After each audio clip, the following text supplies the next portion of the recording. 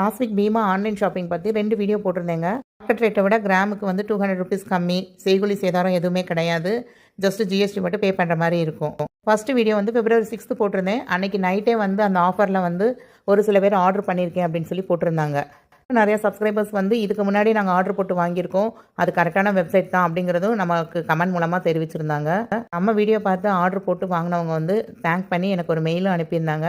அதில் வந்து அவங்க வாங்கின செயின், அந்த பார்சல் எல்லாமே நமக்கு வந்து ஃபோட்டோஸ் அனுப்பியிருந்தாங்க. ஸோ அதை தான் நான் உங்களோட ஷேர் பண்ணியிருக்கேன். ஆல்ரெடி இந்த மாதிரி ஒரு ஆஃபர் இருக்குதுன்னு சொன்னதுமே ஒரு சப்ஸ்கிரைபர் தான்.